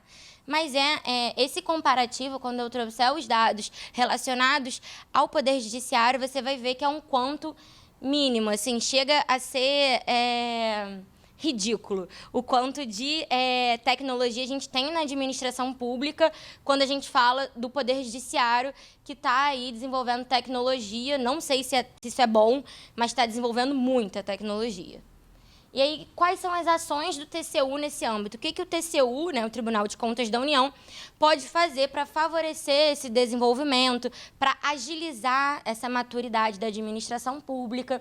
Em um primeiro momento, o TCU ele assume esse papel de supervisionar como está sendo desenvolvido, como está sendo esse debate, até trazer esses dados, por exemplo, para que a gente tenha ideia de como está sendo esse desenvolvimento dentro da administração pública, até para a gente falar sobre a falta de desenvolvimento de uma maneira crítica e que isso possa trazer qualquer movimentação pela administração pública. E agora, recentemente, o TCU ele desenvolveu o Chat TCU, que nada mais é do que uma plataforma pública baseada no Chat GPT, que a gente vinha falando na última aula, inclusive, né? que usa inteligência artificial generativa. Ela estava em testes até o último mês, mas agora já está se falando que o tribunal já está acessando o código para outros tribunais que têm interesse, ou seja, pensando nessa interoperabilidade, cessando o código em vez deles desenvolverem do zero. Poxa, se eu já desenvolvi uma inteligência artificial generativa que vai poder, baseada no ChatGPT, com dados públicos, com seção de código aberto, porque eu não posso dar esses códigos para outros entes e órgãos para eles desenvolverem e utilizarem dentro das suas repartições, e aí você consegue desenvolver de acordo com a necessidade ou não do seu órgão, e não partir do zero, que dá muito mais trabalho e não é nem um pouco efetivo, não é também, e é muito mais caro, na verdade, se você parte do zero, porque você normalmente faz uma parceria público-privada ou público-público entre o órgão e alguma faculdade, alguma universidade, para poder desenvolver esse sistema de inteligência artificial. Então, a gente já tem esse chat TCU, que esses primeiros órgãos que vão ser licenciados a utilizar ele vão ser o Ministério da Gestão e Inovação em Serviços Públicos e os Tribunais de Contas do Distrito Federal, Acre e Ceará. Então, o Rio de Janeiro não está nessa conta. Pensando na inteligência artificial dentro do Poder Judiciário, quanto que a gente tem? Como eu já vinha falando, o Brasil ele tem o maior judiciário do mundo. A gente tem 92 tribunais. Então, é maior do que o dos Estados Unidos e de diversos outros países. Só a gente pensar na nossa dimensão geográfica, a gente entende porque a gente tem tantos tribunais, né?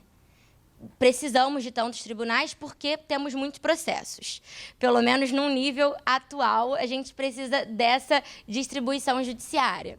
Em 2024, a gente já contabiliza, então, esses 7 milhões e 82 milhões de processos pendentes no nível geral.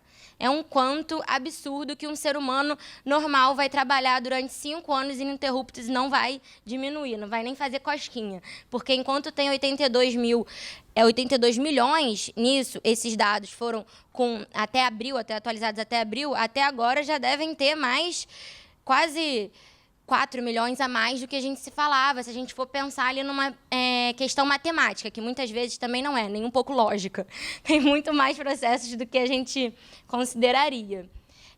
A última pesquisa do CNJ, uma pesquisa também de 2024, que demorou bastante para atualizar, porque a última pesquisa anterior a essa era de 2022, traz um quanto de 140 sistemas de inteligência artificial em uso ou desenvolvimento pelos tribunais. Ou seja, a gente tem 92 tribunais e 140 sistemas de inteligência artificial. A gente precisa disso tudo de sistema? Será que uma interoperabilidade resolveria? Por que temos tantos sistemas? Aí a gente vai na ideia da paternidade que eu vinha falando, né? Nesse hype da inteligência artificial que a gente vem vendo com o ChatGPT, que conquistou milhões de usuários em 4 meses, mais do que demorou 1 ano e meio o Instagram. Então, você vê aí a popularidade muito maior. Também chegou nos tribunais, também chegou no direito e no Poder Judiciário. A pesquisa anterior, de 2022, trazia 111 sistemas em uso e desenvolvimento. Já era um quanto muito grande, mas que ele aumenta ainda mais de 2022 para 2024. Mas você está falando, inclusive, sobre troca de informações. Sim. É só uma brincadeira, que parece brincadeira, mas não é. Homem é preso com 2 tornozeleiras eletrônicas, uma no Maranhão e outra no Piauí. Nenhuma interoperabilidade entre sistemas. É brincadeira, não é brincadeira. É a realidade. É a realidade do sistema mais caro de justiça do mundo. Sim. 10 vezes mais caro que o americano. E o maior. E o maior, ainda comete uma gafe. Exatamente. Tem uma pesquisa também do TCU que traz o quanto a falta de interoperabilidade custa para o Poder Judiciário. E é milhões. Posso dar mais um exemplo Claro. muito grotesco? Mas enquanto na sessão de investigação e justiça da Universidade da Força Aérea, eu pedi que fosse feita uma pesquisa, não só... É um caso extremamente interessante, por quê? Um caso extremamente interessante, por quê? Enquanto chefe da seção de investigação e justiça na Universidade da Força Aérea, eu pedi à equipe que fizesse uma pesquisa de processos que geralmente é feito todo ano das pessoas que compõem aquele efetivo. Só que era feita só do estado aonde ele estava servindo. Então fazia só do Rio de Janeiro. E eu pedi que fizesse do estado que ele veio transferido. Então nós conseguimos encontrar um sargento que tinha um mandado de prisão em aberto em São Paulo por estupro de uma criança de 9 anos. Então a gente conseguiu expulsar ele em menos de uma semana, junto ao comandante da Força Aérea Brasileira. Porque o sistema judicial de São Paulo não conversa com o Rio de Janeiro. Então, isso é cometido injustiças e os processos, às vezes, demoram tanto porque eles não se falam.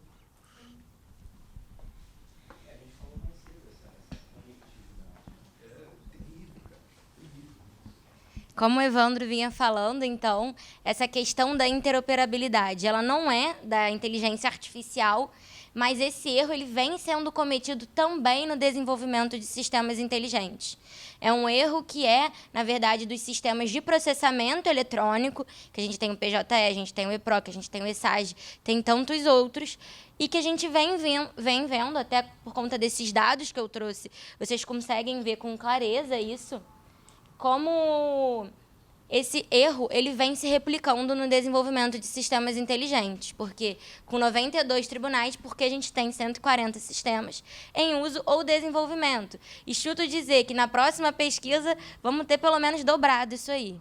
Então, é um quanto assim assustador, né? E quanto que isso custa para o cofre público, porque ninguém traz esses dados. São dados invisíveis, como se fosse quase de graça. E não é, né? Então, pensando nesses sistemas, eu trouxe 2 exemplos aqui desses... Não são exatamente desses 140, porque um desses exemplos é até do Ministério Público, mas um é o Savia, que é um exemplo de um sistema que é desenvolvido de inteligência artificial no Tribunal de Justiça de Minas Gerais com o uso do ChatGPT. Então, indo aí na ideia do que a gente vinha trazendo nas últimas aulas, pensando no ChatGPT, menos de 2 meses depois que foi divulgado o ChatGPT, o Tribunal de Justiça já estava trabalhando em uma parceria para desenvolver esse sistema dentro do Tribunal de Justiça. O que me preocupa é como vai ser utilizado esse sistema, quando a gente fala até de técnica e de preparação desse pessoal, se eles vão entender e criticar esse sistema, saber lidar com ele de maneira ética e crítica, interpretando aqueles resultados como experts, como a gente vem falando dessa necessidade, ou se vão entender que aquilo ali é um Deus e que tudo dali é a mais pura verdade, que não precisa de nenhuma análise, e trabalhar em copia e cola, que é o que mais preocupa. No primeiro momento, o Tribunal de Justiça diz que não vai ser utilizado para decisões judiciais, apenas para e-mails internos, mas eu tenho minhas dúvidas. Fica aí, né, a questão para todo mundo. Não trabalho lá, não sei quem trabalha, mas é uma questão que levanta questões que ficam aí na mídia, né, como juiz robô, não teremos mais juízes, sistemas de inteligência artificial irão decidir. Não é por aí, e de longe é o que eu quero trazer através dessa aula, e também o professor Augusto através do curso. Na verdade, é trazer essas ferramentas para o nosso cotidiano de uma maneira a nos auxiliar cada vez mais e melhorar a nossa atividade. E o robô de registro de candidatura, nessa perspectiva já de ano eleitoral que a gente vinha trazendo, o Ministério Público do Rio de Janeiro anunciou na última semana que está desenvolvendo um sistema de IA para auxiliar nessa análise ágil do registro de candidatura, que é também uma grande dificuldade quando a gente fala de ano eleitoral, com a quantidade de candidaturas, ainda mais pensando no estado do Rio de Janeiro, né, que é esse monstro. Então, acho que pode ser... Claro.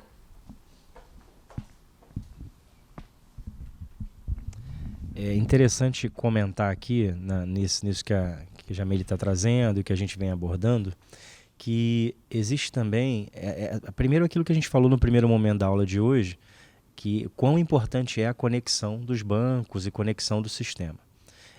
Só que também tem o seguinte, a grande dificuldade do sistema eleitoral, e é interessante a gente estar falando isso aqui dentro da Alerj, mas existem algumas situações, de vocês que têm curiosidade, procurem saber aí, existe uma máxima que é acordo de não persecução civil, que é um acordo feito nas ações de improbidade administrativa, né, enfim. E dentre esses acordos, tem sido aceito pelo Ministério Público Estadual e Federal a possibilidade de não concorrer a determinadas eleições. Só que percebam, isso não fica estabelecido como uma cassação de direito. Foi um acordo, então foi uma deliberação entre as partes. Então isso não é registrado, vamos dizer assim, em termos de TSE, decisão eleitoral, é um acordo no âmbito da persecução civil ou até da persecução penal. E aí, qual é a dificuldade? Mais ainda, se os sistemas nem conectados estão, né, pior ainda essa questão de validade para conectar. Mas isso que a Jamile está trazendo é interessante, porque se percebe, né, nos faz perceber que existe uma preocupação de cuidado, de varredura de situações de inelegibilidade ou afins que vão dar mais agilidade via tecnologia para que no momento de um registro de candidatura isso automaticamente possa ser inviabilizado, né? Mas aí, por isso eu estou deixando essa reflexão. E nos casos em que eu não tenho isso registrado onde deveria ter. Então, até um apelo aí no âmbito de MP, claro que eu estou do outro lado, mas eu acho que é interessante, no MP federal estadual, levantar um pouquinho a atenção para essa questão. Se eu trabalho uma situação de não concorrer a cargo eleitoral, mas isso advém de um acordo numa ação, num acordo de não persecução civil, eu tenho que tomar esse cuidado de oficiar os órgãos respectivos. Senão faz-se um acordo e isso não gera repercussão efetiva quando dessa varredura. Só para ficar essa deixa para pesquisa aí.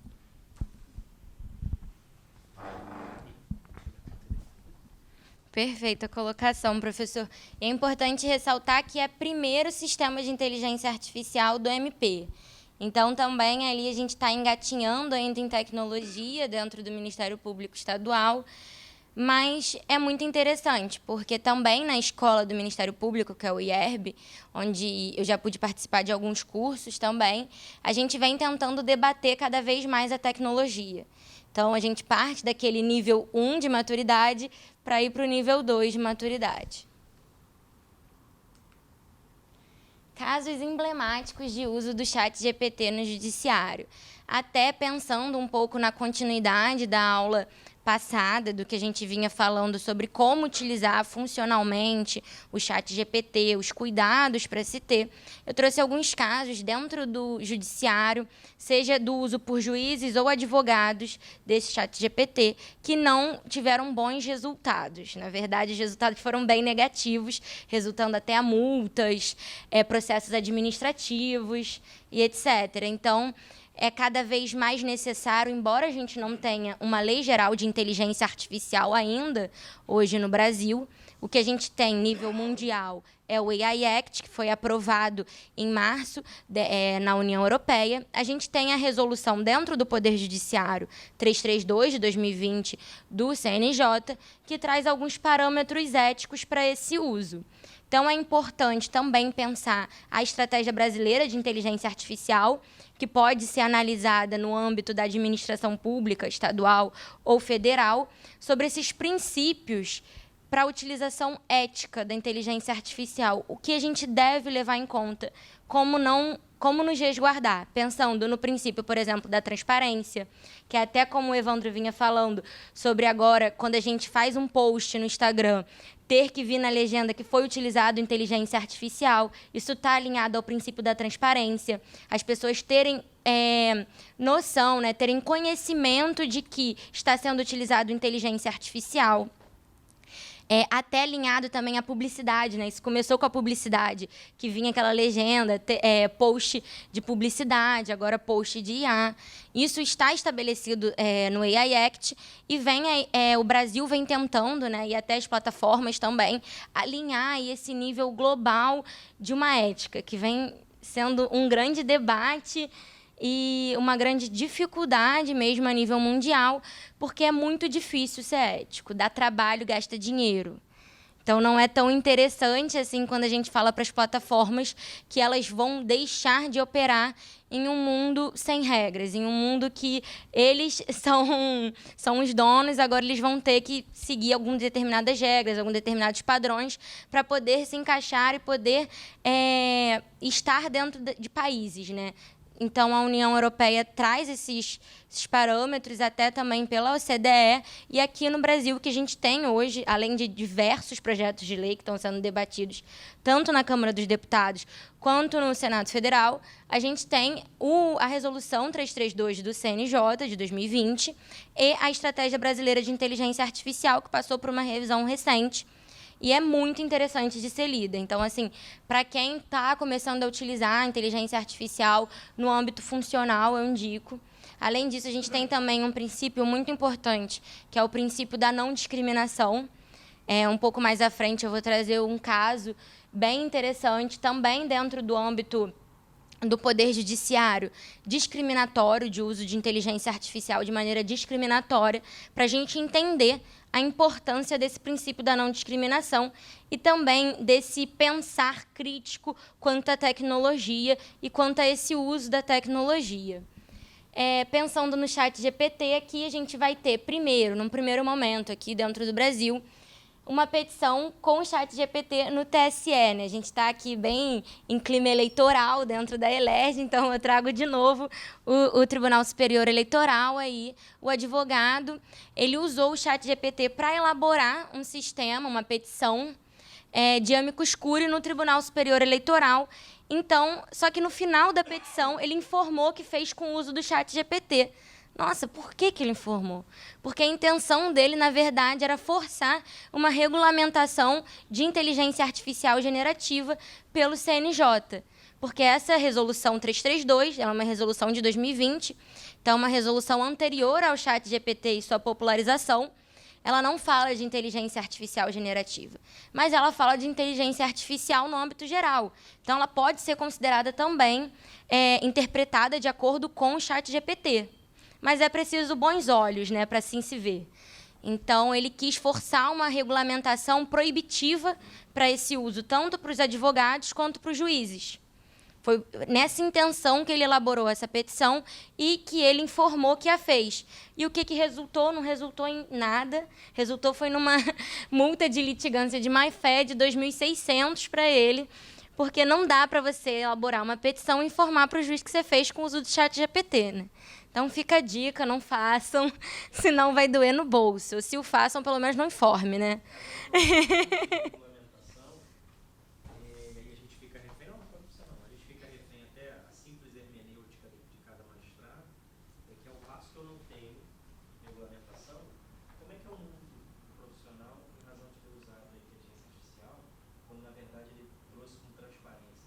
Sim. Porque existem punições pelo uso da inteligência artificial, que ninguém falou nada e foi detectado. Sim. Mas eu não tenho regulação disso. Então, eu fico meio que mal comparando o princípio da reserva legal. Eu não tenho Refém, né? para punir. Né? E realmente fica assim, temerário, né? Fica perigoso isso. Nesse caso específico, professor, ele foi multado pela litigância de má-fé, porque ele utilizou a inteligência artificial para cutucar o TSE e o CNJ para regulamentar proibitivamente. Não, ele informou isso no blog dele. Tem um blog pessoal que ele fez um post informando que a intenção dele foi essa. Sim.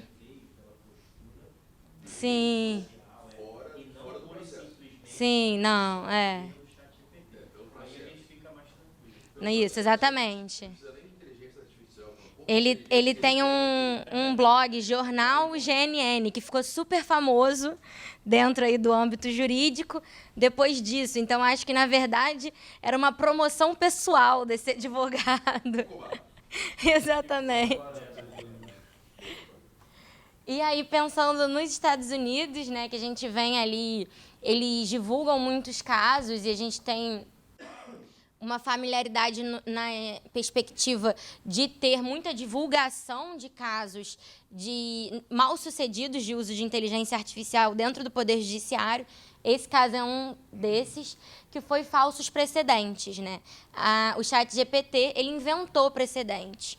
2 advogados estavam elaborando uma petição e pediram para o ChatGPT para trazer decisões favoráveis ao cliente.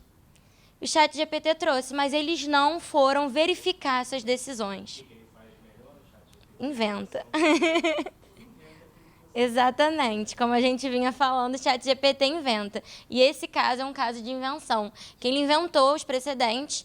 E como você tem que utilizar, né, o ChatGPT analisando, interpretando aquele resultado, não verificaram. E foram direto já ali, peticionaram como se Deus fosse, o ChatGPT está certo, a Bíblia é essa. Lá no primeiro encontro nosso aí, o burro é o limite para a inteligência artificial. Se ele não souber pedir, Exatamente. se não souber ler o que está escrito, Exatamente. Aí eles foram multados em $5.000 e ainda tiveram que fazer petições para cada um dos juízes que foram mencionados dos falsos precedentes, informando que exatamente tudo que tinha acontecido e pedindo desculpa. Ou seja, ainda ficou mal conhecido, uma reputação negativa do escritório de que não lê a própria petição. Bem complicado. Pensando agora nos juízes, a gente teve uma situação no final do ano passado de decisão com inteligência artificial no TRF1, no Tribunal Regional Federal da Primeira Região. E, enfim, essa decisão não foi ainda resolvida pelo CNJ, o que será feito, mas gerou um processo administrativo do juiz pelo uso da inteligência artificial, porque o advogado detectou que foi utilizada inteligência artificial. Nesse caso, ao contrário do advogado que informou, o juiz não informou, ainda disse que não foi elaborado por ele, foi um servidor dele. Enfim, ele assinou, mas ele não leu, exatamente. Ele tentou ali sair pelas beiradas, o TRF1 arquivou o caso, mas o caso está sendo analisado pelo CNJ. Então, a gente ainda não tem nenhuma resolutiva sobre a questão, mas também é uma propaganda aí mal feita desse uso pelo Poder Judiciário de inteligência artificial e também do tribunal, né? Que fica bem esquisita a situação, digamos assim. Então, a gente entra em 3 questões: desse risco desse uso indiscriminado da inteligência artificial, a necessidade que a gente tem de regular e a responsabilização desses envolvidos. Então, quais são os desafios éticos e de governança que a gente tem da inteligência artificial diante de todos esses riscos, dessas problemáticas? Que eu trouxe aqui, na verdade, é muito pouco de tantos outros que a gente tem. É mais pensando na inteligência artificial generativa, trazendo um pouco dessa perspectiva da administração pública e do Poder Judiciário em casos mais recentes. Mas quando a gente fala de viés algorítmico, o que é o viés algorítmico? O viés algorítmico, na verdade, é inteligência artificial discriminatória. É quando o resultado da inteligência artificial, a decisão, ela pode ser discriminatória, por alguma razão que o seja. Ou seja, pode ser de gênero, pode ser de raça, pode ser de orientação sexual, pode ser de todas as formas possíveis de preconceito. A gente tem um caso, na verdade, que me levou a pesquisar inteligência artificial. Eu comecei a pesquisar inteligência artificial no fim da graduação, no 7º para o 8º período, porque eu estava vendo um curso online, inclusive, aí a tecnologia, em que um pesquisador, que era um cientista político, ele falava sobre esse uso da inteligência artificial discriminatória. Em um caso, que é o caso Compass, que é um software de inteligência artificial que era utilizado no âmbito criminal nos Estados Unidos desde 2011. Ou seja, a gente está falando aí de muitos anos atrás. A gente está pensando hoje e ainda pisando em ovos em 2024, mas em 2011 a gente já falava e já utilizava isso lá nos Estados Unidos. E ele decidia se o indivíduo iria ter possibilidade de fiança ou não, de acordo com o score. A gente tem hoje muito score de banco, né? Ai, meu score está negativo, não vou ter direito ao cartão de crédito, eu não vou conseguir pegar esse empréstimo. Mas lá a gente falava se teria direito ou não à fiança. Porque se seu score fosse alto, a sua fiança ia ser jogada nas alturas e você não ia ter possibilidade de pagar. Então, na teoria, você teria direito à fiança, só que ela é inviabilizada porque o quanto é muito absurdo. E a gente tem dois casos para comparar. O primeiro caso é de uma jovem negra que estava indo buscar a irmã na escola e vê uma bicicleta destravada. Ela estava atrasada, pega essa bicicleta, busca a irmã, volta. Quando ela volta para devolver a bicicleta, os vizinhos já tinham chamado a polícia e ela é presa em flagrante. Nisso ela fica presa e tal, e o score dela qual é? É considerada de alto risco, 18 anos, primeira infração. Mais ou menos $60 era o valor da bicicleta. Em outro momento, a gente tem um homem branco, na sua meia-idade, que furta uma mercearia no valor de $60. Ele é levado à delegacia, o score dele é considerado como de baixo risco, ele era reincidente. Então, a gente está em um caso claro de discriminação.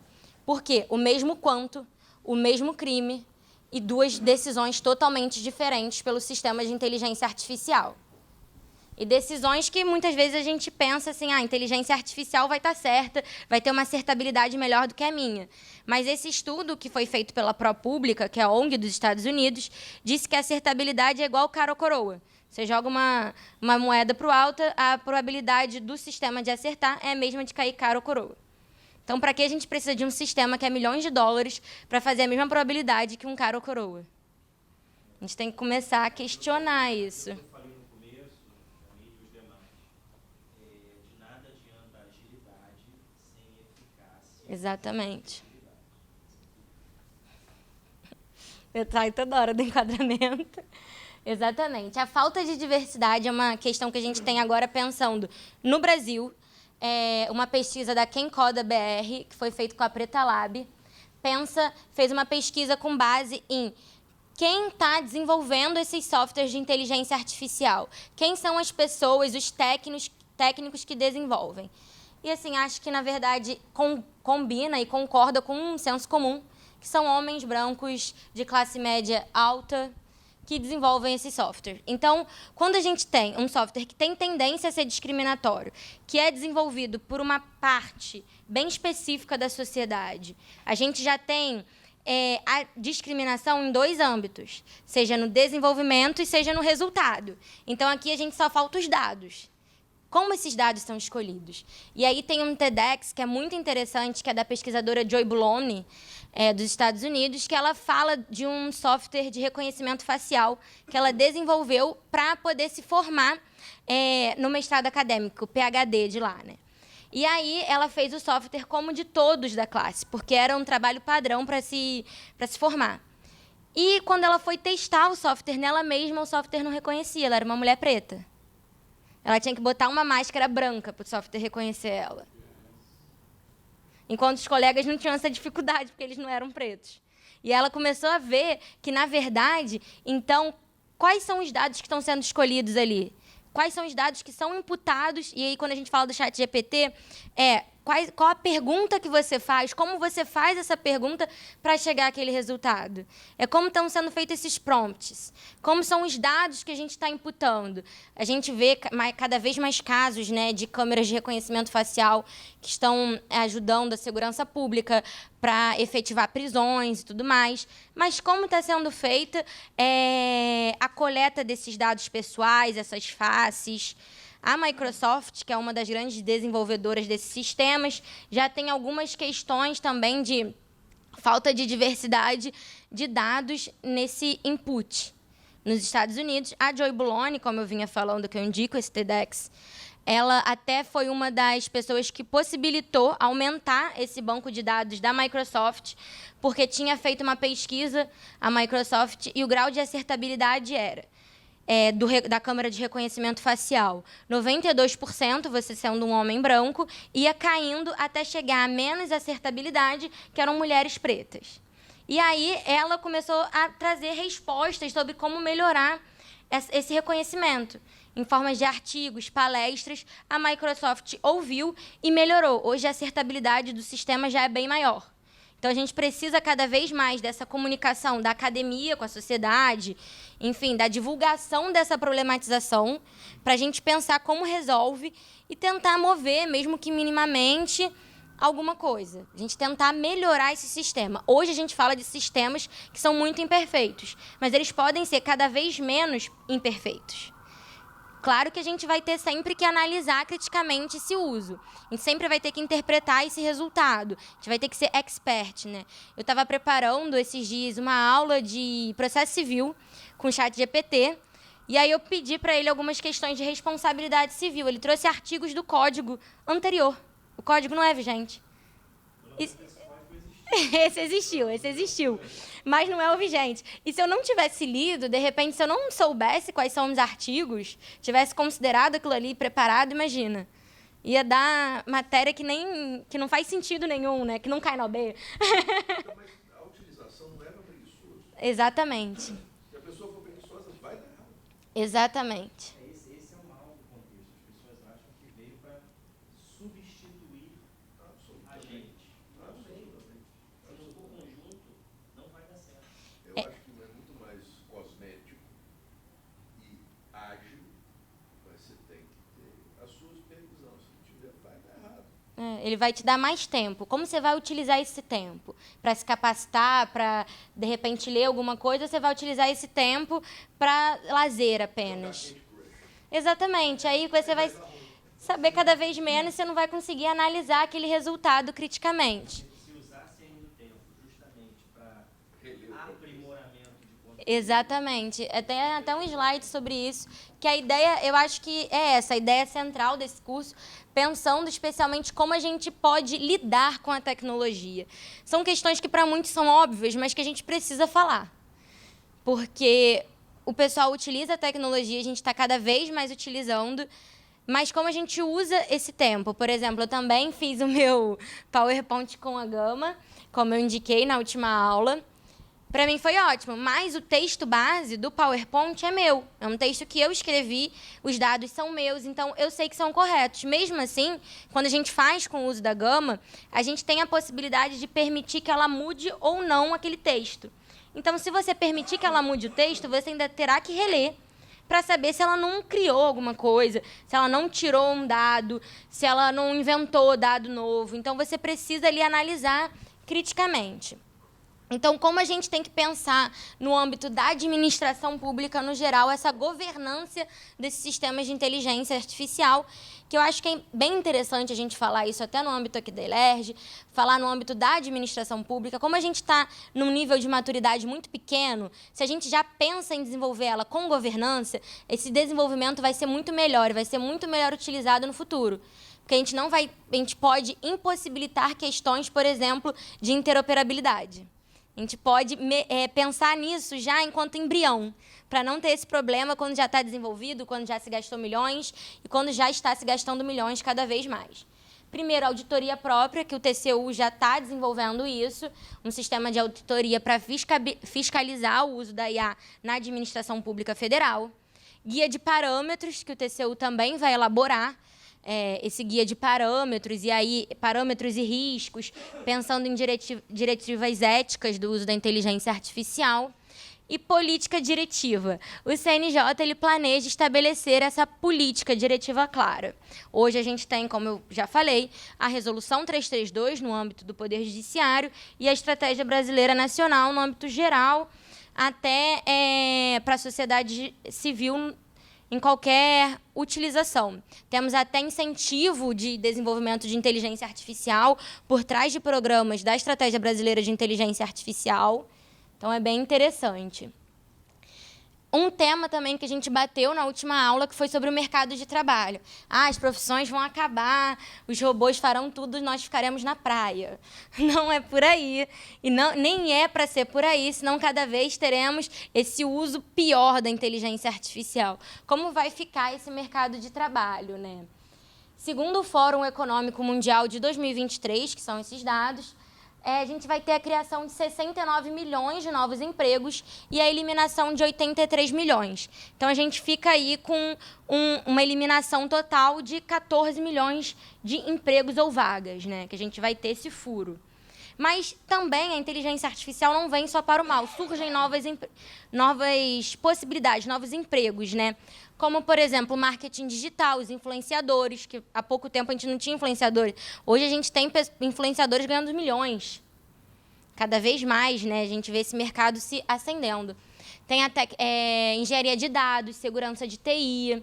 A gente tem softwares, muitas empresas ligadas a desenvolvimento de software, data science, enfim, vários tipos de profissão que não existiam até pouco tempo, mas que, por meio da inteligência artificial, por meio da tecnologia no geral, elas surgem criando novos empregos. E a OCDE ressalta esses desafios e essas mudanças da desigualdade, né? A inteligência artificial, esse boom tecnológico, tem uma diferença muito grande com outros booms que fizeram no mercado de trabalho, que ele não é direcionado a uma classe social. Todas as classes sociais sofrerão. Então, não tem nenhum tipo de preconceito nesse âmbito. Todos terão que se movimentar e se qualificar cada vez mais e entender como utilizar isso. Então, o que precisamos fazer ou o que podemos fazer pensando nesse desenvolvimento ético e com todas essas problemáticas que eu trouxe até então? Uma maior diversidade nesse desenvolvimento, nesse mercado que desenvolve sistemas de inteligência artificial, com inclusão. A gente precisa pensar nessa inclusão no desenvolvimento, porque quando a gente pensa nessa inclusão no desenvolvimento, a gente acaba antecipando problemas que podem aparecer depois de desenvolvidos. Então, a gente está falando de poupar muito dinheiro. A gente precisa de políticas públicas para essas pessoas entrarem nesses mercados, seja de educação, seja mercados realmente para se capacitarem para poderem entrar na profissão e a gente poder antecipar problemas que poderão existir, como é o caso desse TEDx da Joy Bulone, que ela conseguiu ver essa questão do reconhecimento facial. A ética, a gente tem que ter essa preocupação da ética, né? A ética cada vez menos falada, eu acho, cada vez menos pensada sobre o que é ética, o que é essa preocupação ética, esse fazer ético. Mas a gente tem que pensar em uma nova ética, que ela surge com a inteligência artificial e com a tecnologia, porque temos novos desafios. Então, também teremos novas resoluções e novos princípios, novas tomadas de decisões éticas que até então não se precisava pensar. Então, a gente tem que analisar e estar atento cada vez mais a esses documentos internacionais, como, por exemplo, da OCDE, da Unesco. A Unesco tem uma recomendação muito interessante sobre a inteligência artificial, que traz esses princípios alinhados à educação inclusiva, à transparência, à não discriminação. A gente tem que pensar no âmbito do Brasil, né, no âmbito nacional, pensando esses projetos de inteligência artificial que estão sendo desenvolvidos, está até aberto ao público para lançar problemáticas sobre projetos de inteligência artificial, sobre a lei de inteligência artificial. Então, se você tem alguma questão que você acha que deve ser levada em consideração pelo Senado Federal, está aberta a consulta pública. Então, que é interessante, que é um processo democrático necessário. A gente tem que ter a participação da sociedade, a gente tem que entender o que tramita, porque a gente fala de uma falta de regulação. Tudo bem, estamos debatendo a regulação. Quanto tempo levaremos para debater uma regulação que seja efetiva, que seja realmente adequada? E essa regulação, ela precisa, além de ter, né, os senadores, os deputados, ter também a ciência, a parte da ciência, da educação, ou seja, especialistas sobre a temática, mas também a sociedade civil, que vem vivenciando cada vez mais essa problemática. E a conclusão, como podemos concluir diante de tudo esse boom, todos esses problemas e também soluções que a tecnologia traz, né? A gente consegue, a gente deve conseguir chegar a uma administração pública mais eficiente e ética com o uso da inteligência artificial e da tecnologia no geral. Mas como fazê-lo? Utilizando a IA como uma ferramenta de apoio, ou seja, uma ferramenta que vai te ajudar a elaborar suas funções. Não vai fazer por você. Ela vai te ajudar a determinadas situações, ou, por exemplo, o PowerPoint. Eu preparei o texto, mas eu não desenvolvi o PowerPoint. Eu não criei essas imagens, não fui eu que escolhi a fonte azul, tudo foi ela que escolheu e eu gostei. Mas eu tenho que dar o meu aceite ou não, eu tenho que ler, eu tenho que interpretar. É uma ferramenta de apoio, não é uma ferramenta fim. O fim sempre vai ser o ser humano.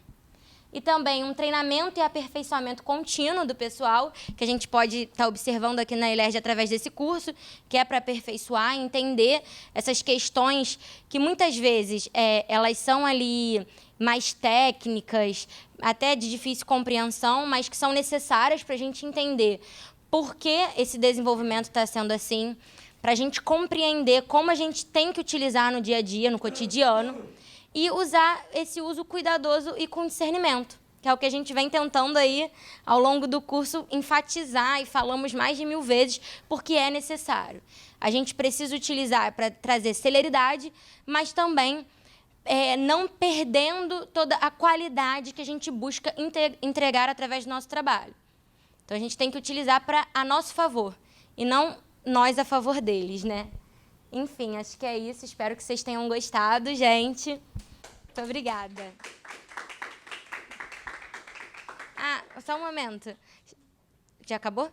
Posso falar? Eu esqueci de informar o meu Instagram, se alguém tiver alguma dúvida ou quiser mandar alguma mensagem, se quiser ler um pouco mais sobre o meu trabalho também, que eu tenho algumas publicações lá no academia.edu, é @Jamile Sabá. Muito obrigada. Tá. Jamile Sabá. Jami. Ah, verdade. No primeiro slide tem meu nome. Vamos botar lá. E eu vou soletrar. Ó. JAMILESABBAD. Esse nome difícil, árabe, vem da minha avó, gente. Bom, obrigado, professora Jamile. Eu acho que é importante, né? Jamile foi, como eu já falei lá atrás, participou bem da nossa última aula e hoje pôde ministrar. Eu tinha convidado ela, até porque a gente vai lembrando, né, dos alunos do mestrado, e sempre com uma pesquisa, desde a época da graduação, né, envolvida com pesquisa, que eu acho que isso também serve de exemplo para quem está aí na graduação nesse momento. Pesquisa não é algo para quem é doutor, pós-doutor, né? A pesquisa é para todos, claro que aprendendo ali do momento que você está vivendo, mas aceitou aí o nosso convite, certamente virá outras vezes para essa abordagem. Você também, que é mestre ou já é doutor, né, há um credenciamento aqui na Escola do Legislativo para esse tipo de oportunidade. Claro que vai ser avaliado aquilo que você quer apresentar ou que pretende, se realmente há um contributo, há uma substância, mas agradecer aqui a participação, né, da professora Jamile. E a gente fica muito feliz, né? A verdade é essa, não é saudosismo, mas a gente fica muito feliz e acho que tem que ser dada a oportunidade, né? Se a gente fomenta, se a gente, como é que se diz, pede tanto para que as pessoas busquem, né, aprimoramento e tal, esse entusiasmo, acho que a gente também tem que dar esse tipo de oportunidade e mais ainda com propriedade aí na fala, como vocês perceberam.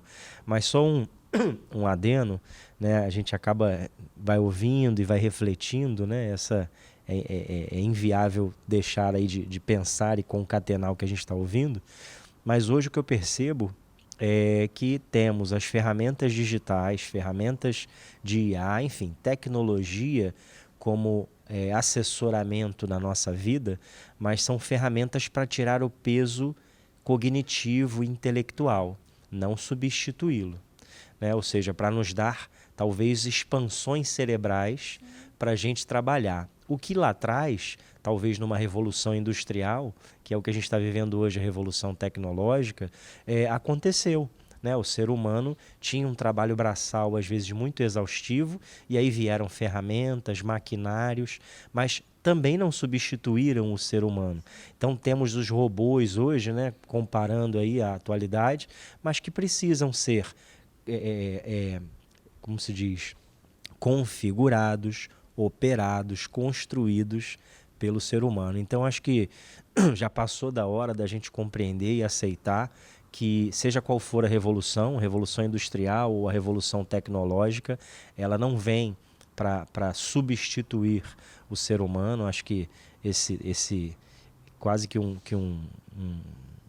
uma questão secular aí que a gente precisa ultrapassar. Pelo contrário, o ser humano faz toda a diferença. Claro que ele tem que se fazer diferente, tem que ter a responsabilidade de se aprimorar, de saber, de dominar, de conhecer, de se aperfeiçoar, para que cada vez ele possa fazer melhor uso da ferramenta, hoje ferramenta tecnológica. E vamos lá, mudança de paradigma, né? Temos um escritor chamado Thomas Kuhn, que o nome é esse mesmo, e ele fala, acho que ele estabelece um ciclo muito interessante na pesquisa científica, seja qual for a área. E aí, na Revolução Industrial, o paradigma veio nessas ferramentas. Hoje, na mudança de paradigma, revolução tecnológica, a gente vive esse estado que a gente chama de revolução extraordinária, né, da ciência, que é a mudança de paradigma. Ou seja, hoje eu tenho a mudança de paradigma para essa condição digital, eletrônica, mas que eu não... O que é interessante que ele fala é que eu não pus fim ao paradigma da mecanicidade, vamos dizer assim. E essas ferramentas continuam sendo tão importantes quanto, né, um maquinário, um trator, uma outra máquina de alguma outra operação, mas a gente tem que estar sempre, portanto, responsável por detrás de uma máquina ou de uma ferramenta tecnológica, como foi apresentado aqui. E, estou falando isso não à toa, na próxima aula do dia 27, fique atento, né, vocês aí na distância ou aqui presencialmente, que teremos uma fala voltada para esse momento de responsabilidade. E aí? É o uso muito legal, muito facilitador, muito interessante, mas quais são os pontos de atenção e qual é o universo de responsabilidade que eu tenho que ter agora, no que tá estabelecido e para frente. Muito obrigado aí, mais uma vez, a todos que nos assistem e acompanhem mais o canal aí da Escola do Legislativo do Estado do Rio de Janeiro. Tem muitos conteúdos sobre direito, sobre política, sobre oratória, sobre diversos assuntos que certamente vão contribuir aí para o aprendizado de você, né? Na verdade, de vocês aí, servidores, e também da sociedade civil como um todo. Abraço.